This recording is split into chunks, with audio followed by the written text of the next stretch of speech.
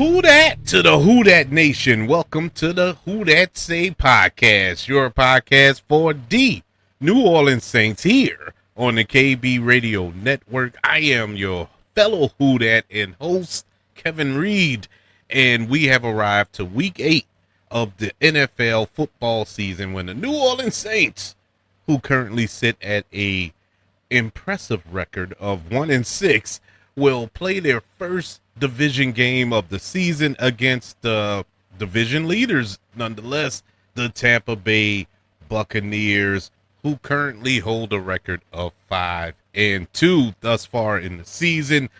This is this season, man. I like a lot of people in the Who Dat Nation, I had low expectations for this season. I wasn't looking for the Saints to challenge for the division this year. Really wasn't. I wasn't looking for the Saints to have a winning record, to be above 500 this season, to be 100% honest with you. But I was expecting a little more from this team, at least up to this point in the season. Things can turn around. They could turn around starting this Sunday against the Bucs. Who knows?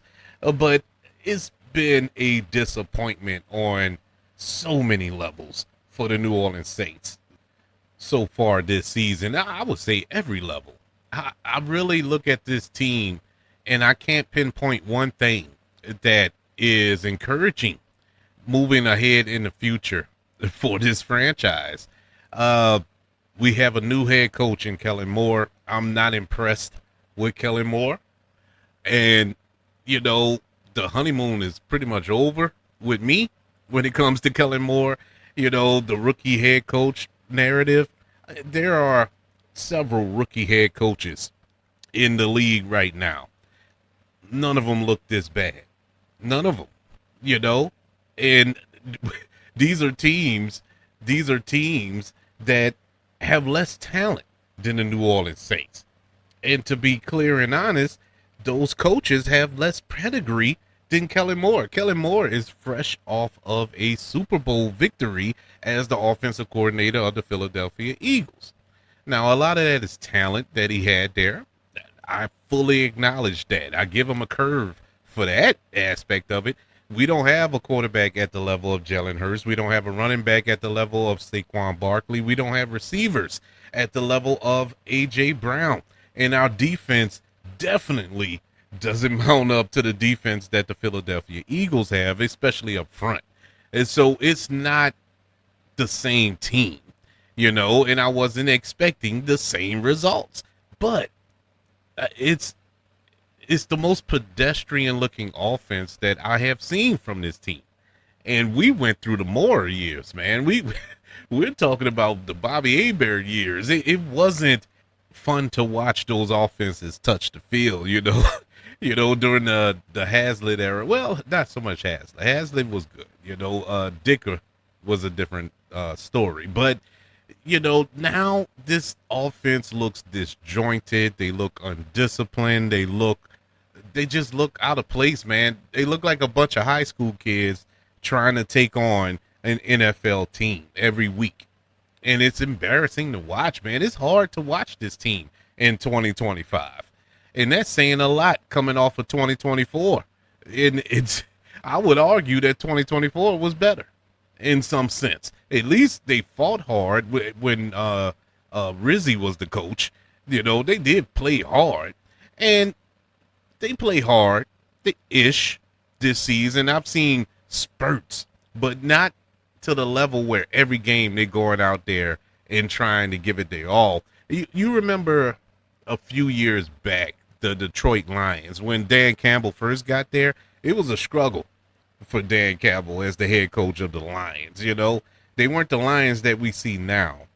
And it was just week in and week out, they were losing. But they were not bad losses. And I know there's no moral victories in football. But it was something about the Lions that you can see, they're almost there. They are literally a player or two away. And once they got that player or two, look at them now. They lose their offensive and defensive coordinator last season. new systems and whatnot. And here they are once again chugging along. They got it together. They got it together. And this team here, bruh, my God. And on top of that, we go into this game or to the rest of this season, we lost even more players. And that brings up the question. What are they doing? What are they doing at the Saints facility? They tried this new practice method where they're supposed to preserve the players and keep them healthy throughout the season. It looks like more players are getting hurt and more, earlier in the season than they would prior years. And so that's not even working. I don't understand. Now, the injury bug is hitting every team. You look around the league, every team is losing players they're just hemorrhaging players at a rapid pace. And it's concerning league wise, but for the Saints, it seems like every year we get hit. And when we get hit with the injury bug, it hits, man. My God. But there's still no excuse because when we were fully healthy, we still stunk. So I can't expect much from them now. But you know what I'm saying? So it's hard. But the Saints are entering division play finally this season. And it only took 8 weeks, but here we are. And the Saints will take on the Tampa Bay Buccaneers. Host. It will take place in the Caesars Superdome this Sunday at 12 on Fox. And this is the first of 3 division games in the next 4 weeks. Or the 4 contests, however you want to put it, for the Saints. If you look ahead, they play Tampa this Sunday. They play Carolina on the 9th. And then they play Atlanta on the 23rd. So for the next month, 3 out of those 4 games will be division games. So this will be a big game for the Saints. As far as, and I'm not don't get me twisted. It's a big game, not for, oh man, we still got a chance to climb into this division hunt. I'm not saying that. This year's a wash. Let's just put that out there. This is a done deal for this season.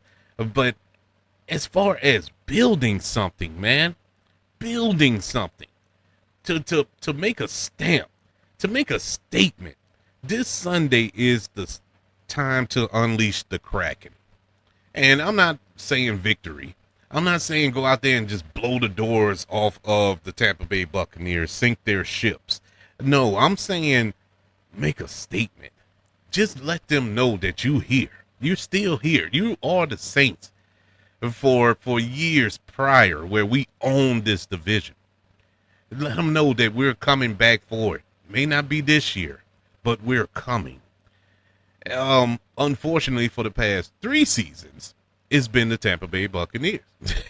Tampa Bay has owned this division, and 2 out of these last 3 seasons, Tampa Bay has swept the New Orleans Saints. Most recently, last season, they swept us. And so we are hungry for a victory. It's been a while since we had a victory over the Tampa Bay Buccaneers. Will it be this Sunday? I honestly no. If you're asking me, no. ESPN gives Tampa Bay a 65.5% chance of winning this game, and quite honestly, I think a lot of that plays into the fact that they're in New Orleans because it should be 75 or higher. Honestly, you look at this team looks lost. There's no energy. Look, last Sunday was so telling for this squad when everything just deflated out of this team. All the heart, you could literally watch their hearts leave their chests and dance off the field during that game last week. And it was depressing to watch.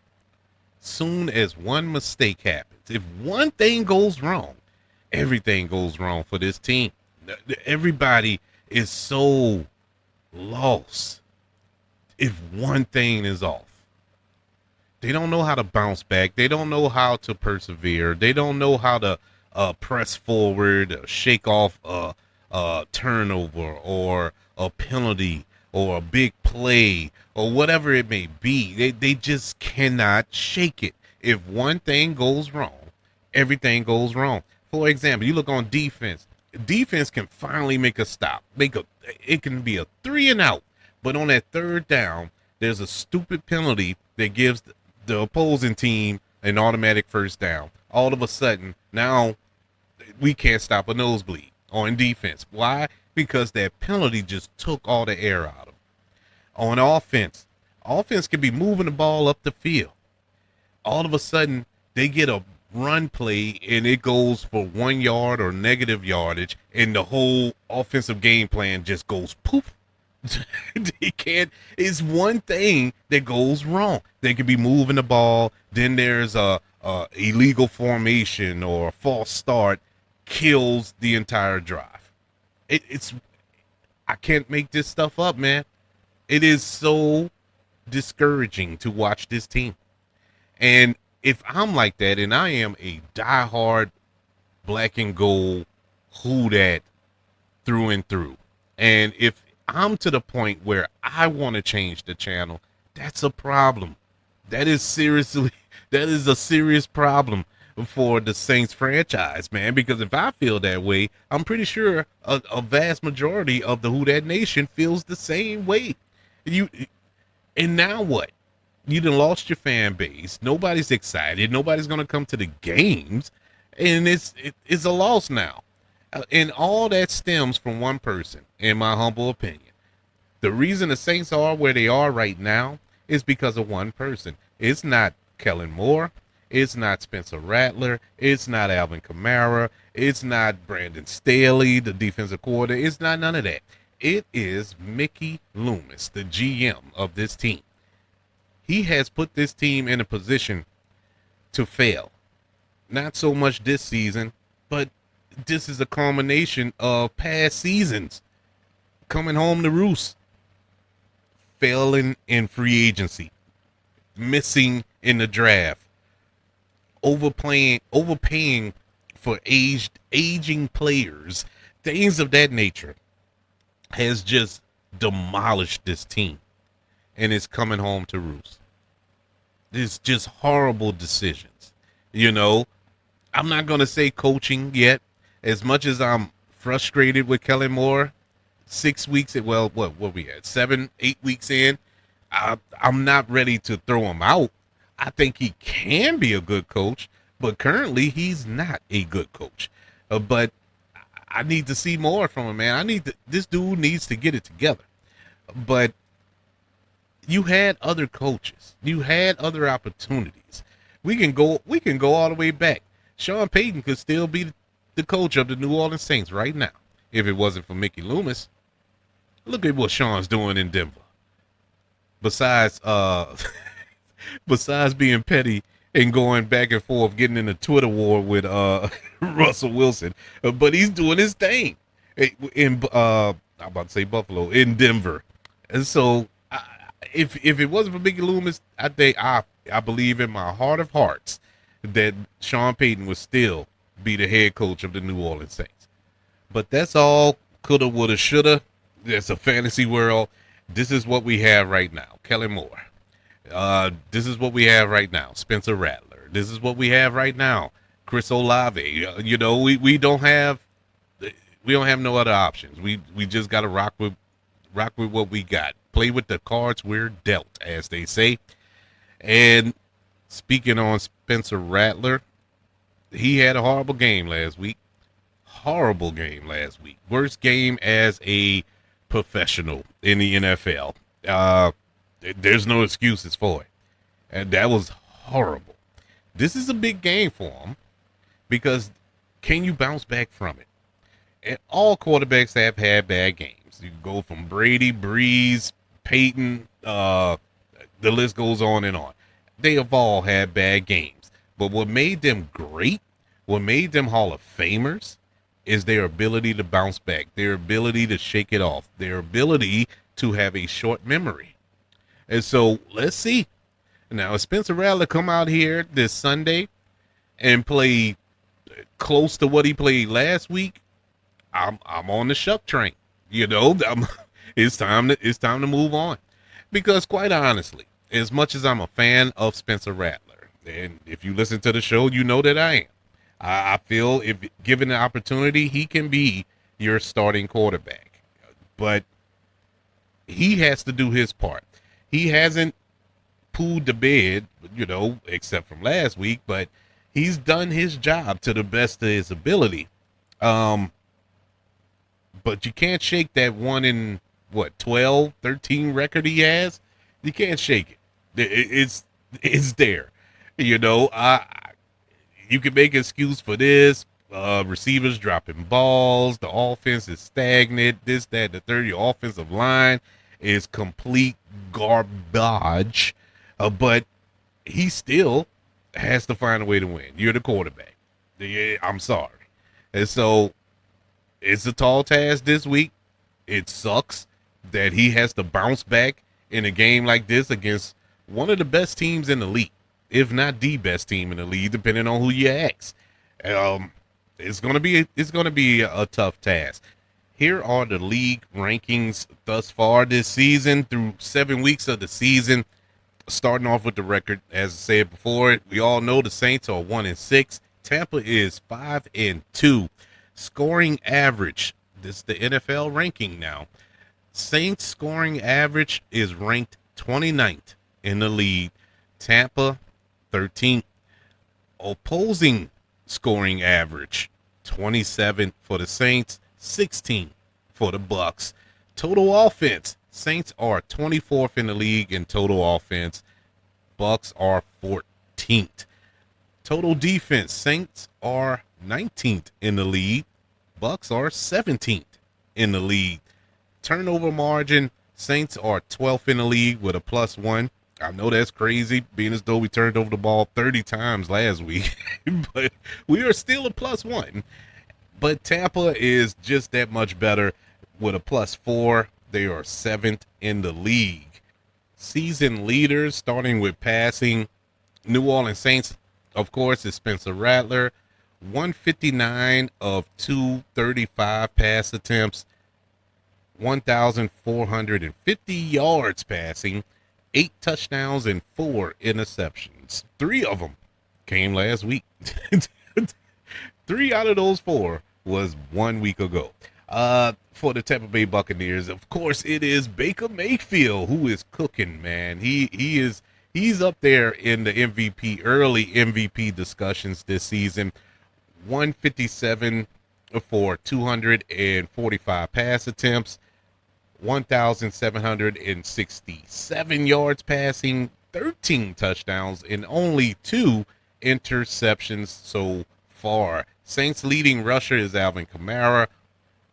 94 carries for 342 yards and 1 touchdown.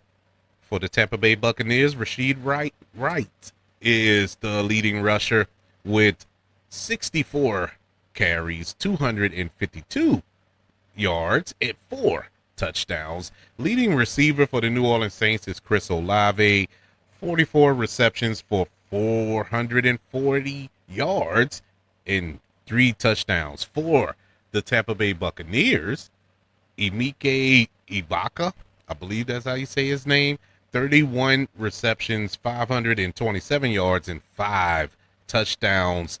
Leading tackler for both teams, Mario Davis, 61 tackles for the Saints, and for the Tampa Bay Buccaneers, Taki Smith with 58. Injury report for this week 8 matchup. Oh, man. We all know that Kendre Miller, once again, has been placed on IR. He is out for the remainder of the season. Prayers up to him. But, man, I'm so hurt by this, bro, because I thought he finally turned that corner. This was the year he was going to bounce back. Because it's so much potential with Kendre Miller. He is such a good running back, and he just can't stay healthy, man. And year in and year out, it's the same thing. Well, normally it's his hamstring, but this go around it was his ACL. Uh, yeah, man, prayers up to Kendre Miller, but he will be out for the remainder of the season, as well as our center Eric McCoy, the one, and I mean the one good thing that we had on that offensive line. He he's out for the season, unfortunately. So the hits keep on coming for the New Orleans Saints.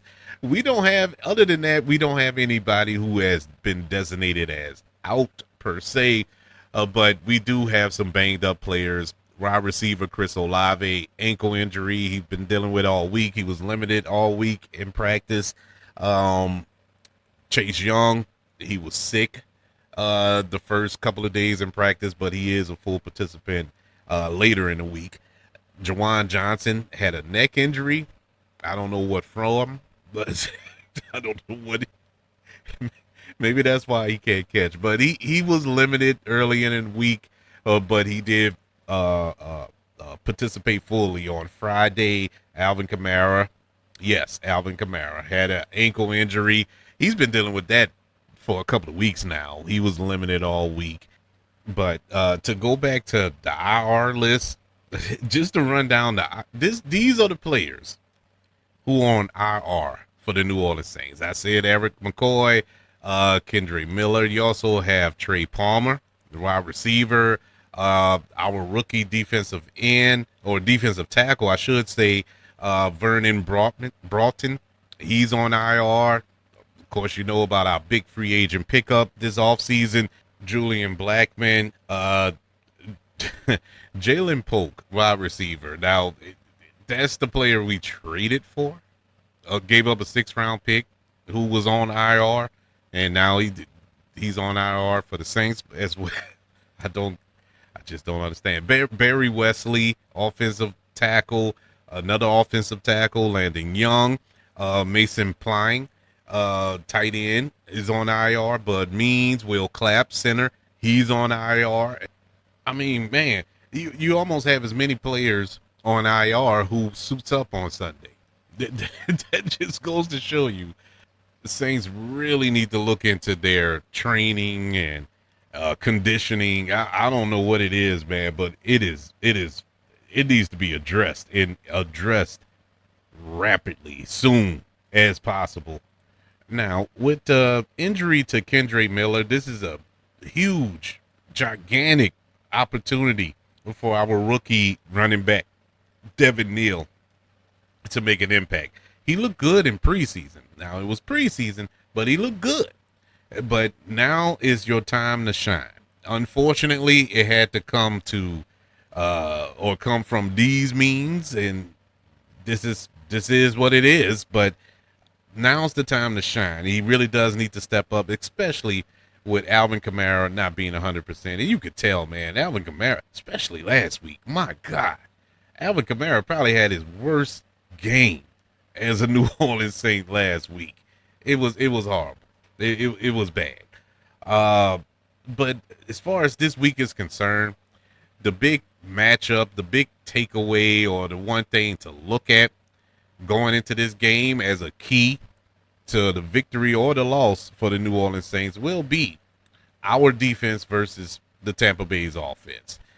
Swinging back to the injury report, I failed to mention for the Tampa Bay Buccaneers, Chris Godwin, their star receiver, he is out for Sunday's game, as well as Mike Evans.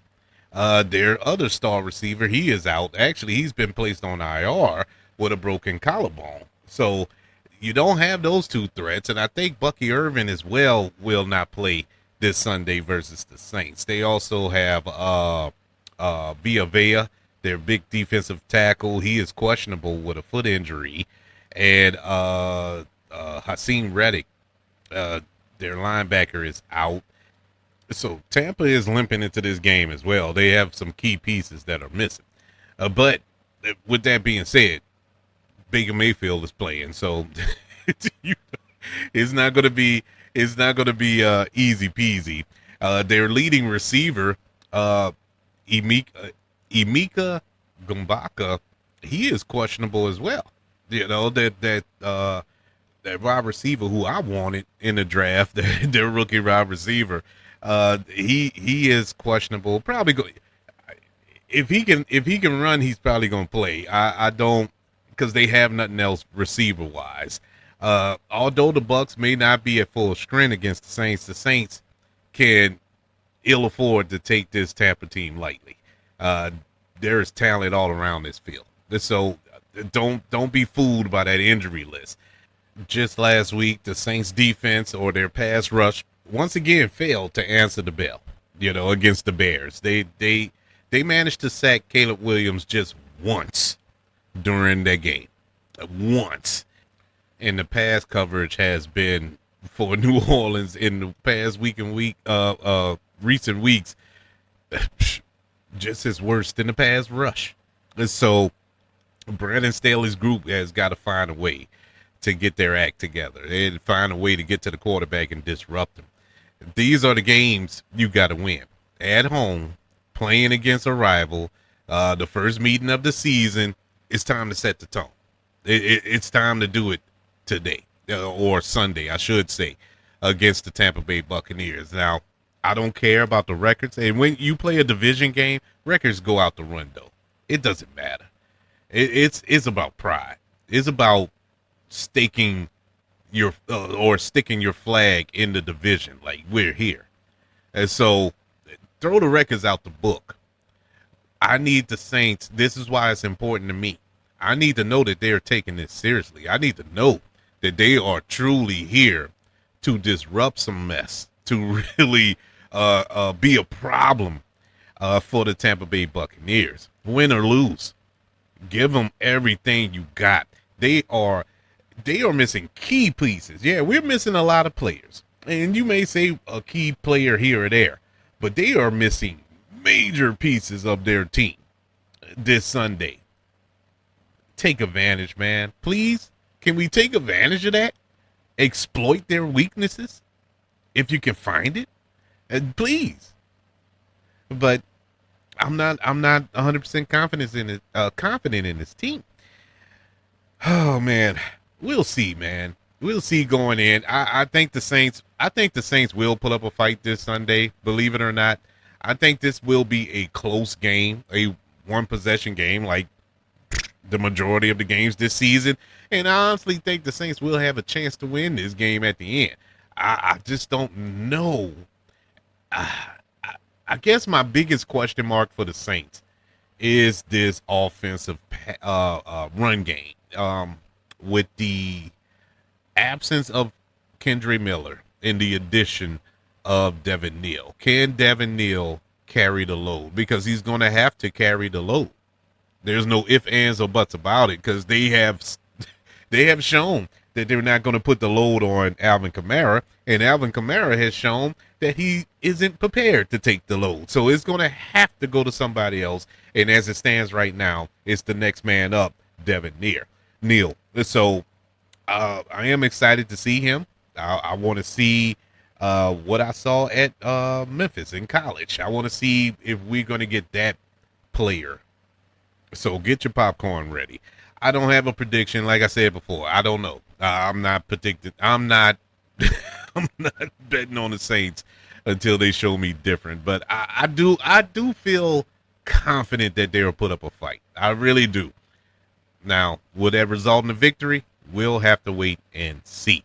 I would like to know, what do you think of this matchup? Do you think the Saints are washed? Do you think the Saints should just forget it and tank? And tank for what? What can you tank for that can help this team? There's nothing.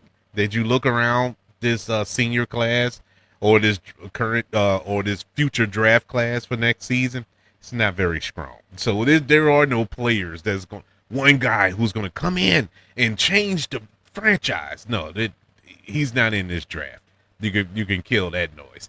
But I want to know, what do you think? Or do you think the Saints will bounce back, go on a run? Anything's possible. Any given Sunday, they say. Will it be this one? Email the show, kbradiopodcast@gmail.com. You can also search for the show on all social media platforms. Just search for the KB Radio Network. Also, don't forget about YouTube. Subscribe to the KB Radio Network channel and like this video if you don't mind. Don't forget about the 5 stars, the reviews, and sharing this show. If you're listening on Apple Podcasts, Spotify, iHeartRadio, wherever you are currently listening to the Who That Say podcast, your podcast for the New Orleans Saints here on the KB Radio Network. Everybody, thank you for joining me as we previewed the Week 8 division matchup between the New Orleans Saints and the Tampa Bay Buccaneers. Don't forget that I will be back after the game goes final this Sunday, and hopefully we can discuss a Saints victory. Until then, I'm going to be screaming, "Who dat?"